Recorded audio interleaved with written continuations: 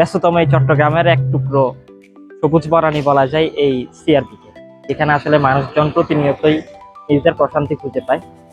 তো এই সিআরবি এলাকা হচ্ছে অনেকটা ওই রকম যে সপ্তাহ শেষে পরিবারের সাথে সবাই যাতে কি একত্রে এসে কথাবার্তা বলতে পারে বা প্রকৃতির বাতাস নিতে পারে বা প্রকৃতির প্রেমে পড়তে পারে, ওই রকম একটি জায়গা। তো এই জায়গায় আপনিও যদি আসেন তো আপনিও প্রশান্তি পাবেন। অত অবশ্যই চট্টগ্রামে যদি হয়ে থাকেন আপনিও কোনো না কোনো সময় এখানে এসেছেন, আপনারও হয়তো ভালো স্মৃতি থাকতে পারে। তো এই আপনার ওই স্মৃতির পিছনে আপনার যে অভিজ্ঞতা থেকেই বলতে পারেন যে কি সিআরবি আসলে কতটা প্রশান্তি দেয়।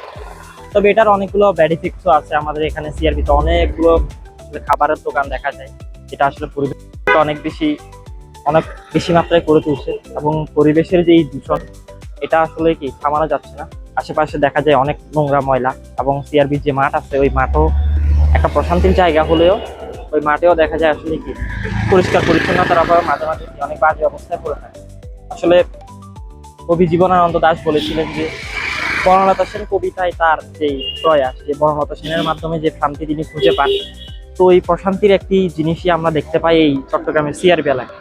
চট্টগ্রামের এই যান্ত্রিক শহরে এক টুকরো শান্তি হচ্ছে সিআরবি এলাকা, যেখানে সবুজ গাছগাছালির পাশাপাশি রয়েছে নানা জায়গায় বসার স্থান, হাঁটার স্থান, পরিবার নিয়ে সময় দেওয়ার স্থান, অনেক রকম জায়গা। বন্ধু বান্ধব নিয়ে চাইলে আপনি এখানে এসে আড্ডা দিতে পারবেন, কথা বলতে পারবেন।